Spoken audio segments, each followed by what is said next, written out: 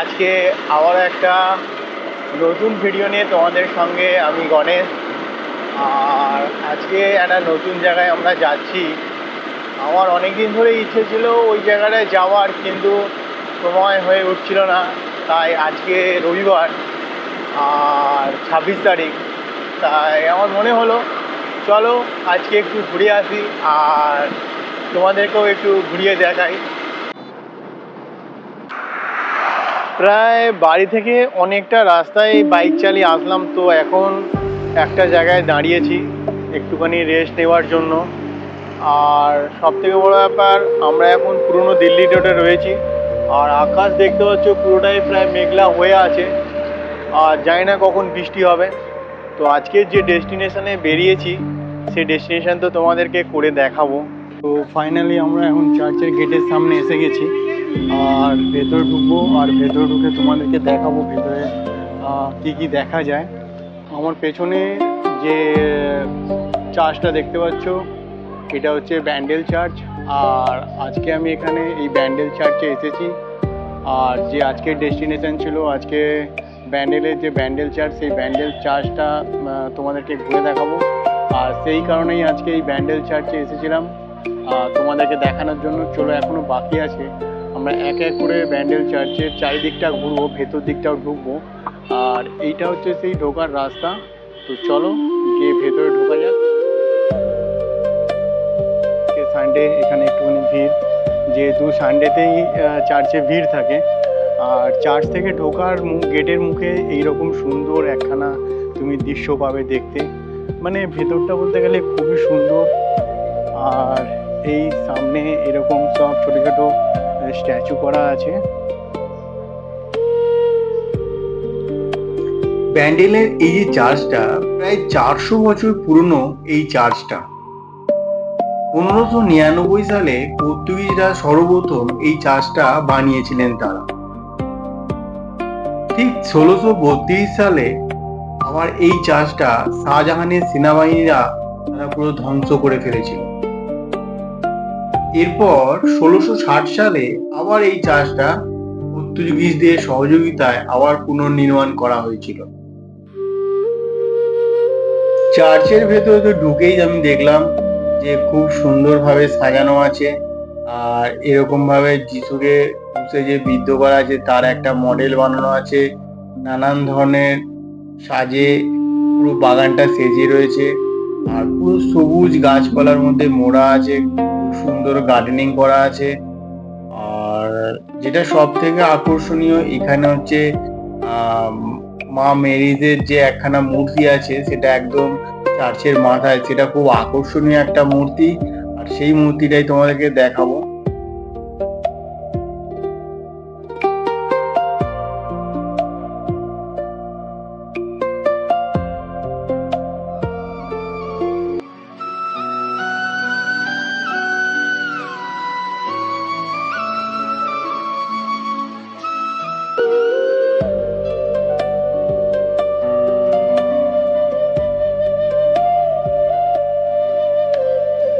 আজকে এখন এই মুহূর্তে আমি ব্যান্ডেল চার্চে রয়েছি। আর চার্চের ভেতরটা খুবই সুন্দর, তাই বাইরেটা তোমাদেরকে দেখাচ্ছি। প্রতিটা চার্চে একই রকম থাকে, বাট ওখানে একটু আলাদা গার্ডেন করা আছে। আর এই গার্ডেনের ভেতরে এরকম স্ট্যাচু রয়েছে, চারি গার্ডেনটা সাজানো আছে। আর আমি এখন এই গার্ডেনের মধ্যে ঢুকেছি। আর ঠিক এখানটা দেখতে পাচ্ছ, এখানটাও একটা এত বড়ই জায়গা করা আছে প্রার্থনা করার জন্য, পুরো চার্চের সোজাসুজি। আর এখান থেকে চার্চটা দেখা যাচ্ছে, দেখতে পাচ্ছ এখান থেকেও চার্চটা দেখা যায়। আর বন্ধুরা, যেখানেই থাকো এই চার্চে আসতে গেলে একটাই রাস্তা, হাওড়া থেকে সোজা ট্রেন ধরে ব্যান্ডেল, ব্যান্ডেল থেকে অটো ধরে সোজা এই চার্চে আসা যায়। চার্চের মধ্যে ঢুকে যে জিনিসটা অনুভব করলাম আর যে জিনিসটা বুঝলাম, যে যে কোনো তুমি ধর্মীয় স্থানে যদি আসো আর তোমার মনের মধ্যে যদি ভক্তি থাকে, তো সব জায়গায় তুমি শান্তি খুঁজে পাবে। ছবি ছবি সব দেখিয়ে তোমাকে বোঝাতে পারি যে এখানের যে পরিবেশ, একটা পুরো শান্ত নিরিবিলি পরিবেশ আর খুব সুন্দর পরিবেশ, যেটা তোমাদের কাছে আমি তুলে ধরলাম। চার্চের ভেতরে থাকা প্রতিটা মূর্তি খুবই সুন্দর দেখায় আর খুব সুন্দরভাবে সাজিয়ে রাখা আছে মূর্তিগুলোকে।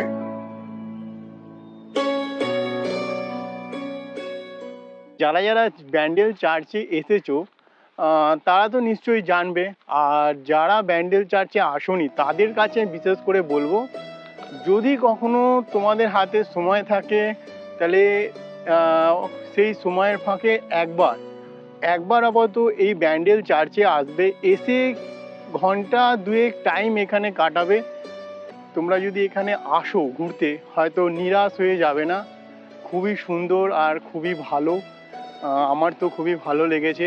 দুঃখের বিষয় চার্চের ভেতরটা তোমাদেরকে দেখাতে পারলাম না, কারণ এটা ভগবানের একটা কৃপা থাকে যে তুমি ক্যামেরার মাধ্যমে না দেখে তুমি সরাসরি চার্চে এসে তুমি নিজের চোখে দর্শন করো। আর চলো এইভাবেই তোমাদের সমস্তটা ঘুরে দেখাবো। আরও এখনও অনেক কিছু জিনিস আছে যেগুলো তোমাদেরকে এক এক করে দেখাবো, তো ভিডিওতে আপাতত স্কিপ না করে দেখতে থাকো। বন্ধুরা, এই চার্চের কয়েকটা খুব আকর্ষণীয় জিনিস আছে যেটা দূর দূর থেকে লোক দেখতে আসে। তার মধ্যে এই চার্চের একদম সামনে রাখা একটা বড় এরকম জাহাজের মাস্তুল রয়েছে, যেটা শোনা যায় যে কোনো এক সময় কোনো পর্তুগিজ নাবিক তিনি সমুদ্রে যাত্রা করার সময় ঝড়ের সম্মুখীন হয়েছিলেন, আর সেই ঝড়ের হাত থেকে বেঁচে যাওয়ার পরে তিনি এই মাস্তুলটি এই চার্চে দান করেছিলেন। তো চলো বন্ধুরা, আর দেরি না করে চার্চের ভেতরে আরো অনেক কিছু আছে সেগুলো তোমাদেরকে দেখাই। তো ফার্স্ট তো আমরা যখন চার্চের এই ভেতরে ঢুকলাম তখন দেখলাম দেয়ালের ধারে এরকম বড় বড় পোস্টার করা আছে, যার মধ্যে যিশুর নানান ধরনের বাণী লেখা আছে। আর এই বাণী দেখতে দেখতেই আমরা প্রায় মেন মন্দিরের সামনে চলে আসলাম। আর এই মন্দিরের সামনে রয়েছে এরকম সুবিশাল একটা গাছ। তো চলো বন্ধুরা, তোমাদেরকে আরো একখানা জিনিস দেখাই। তো হাঁটতে হাঁটতে আমরা যখন এইখানে আসলাম, আসার পরেই দেখতে পেলাম এইখানে এরকম একটা জলাশয়, আর জলাশয়ের মধ্যে প্রচুর পয়সা রয়েছে। প্রতিটা ভক্ত এখানে আসার পরে এই জলাশয়ের মধ্যে কয়েন ফেলে নিজেদের ভাগ্য পরীক্ষা করে। আর এই জলাশয়ের ভেতরে যদি পয়সা ঢুকে যায় তাহলে ভাগ্য ভালো, আর যদি পয়সা না ঢোকে তাহলে আফসোস করে নিজেরাই ভেবে নেয় যে আমার ভাগ্য খারাপ। আর এই যে স্থানটা দেখতে পাচ্ছ, এই স্থানে সমস্ত ভক্তরা আসে, তারা এসে প্রভুর কাছে মোমবাতি ধূপ জ্বালায়।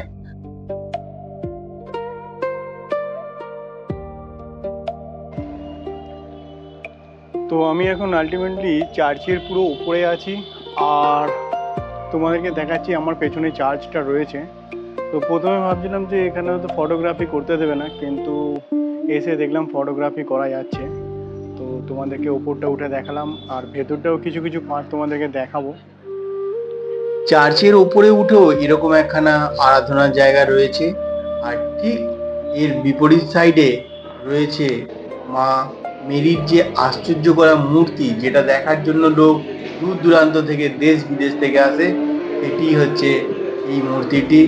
এই মূর্তিটি মাদার মেরিজের মূর্তি, আর যেটা দেখার জন্য দূর দূরান্ত থেকে লোক এখানে এসে থাকে।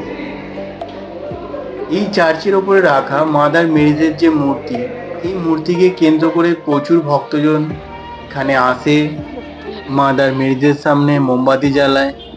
বন্ধুরা, আজকের ডেস্টিনেশনে তোমাদের ব্যান্ডেল চার্চ আমি পুরো ঘুরিয়ে দেখালাম, আর চার্চের ভেতরেও কি কি আছে সে সমস্ত তোমাদেরকে দেখালাম।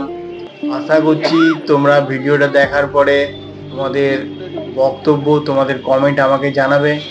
আর যারা ব্যান্ডেল চার্চে আসুনি তাদেরকে আমি একটাই কথা বলবো, অতি অবশ্যই একবার ব্যান্ডেল চার্চে এসে ভিজিট করে যাবে। আর যারা ব্যান্ডেল চার্চে আসুনি তারা ভাবছো কোথায় যাব কি করব, কোনো অসুবিধা নেই। হাওড়া থেকে যে কোনো লোকাল ধরে ব্যান্ডেলে আসো, ব্যান্ডেলে এসে সেখান থেকে স্টেশনের বাইরে বেরিয়ে একটা অটো ধরে নাও কিংবা একটা টোটো ধরে নাও, তাকে বললেই সে তোমাকে ব্যান্ডেল চার্চে পৌঁছে দেবে।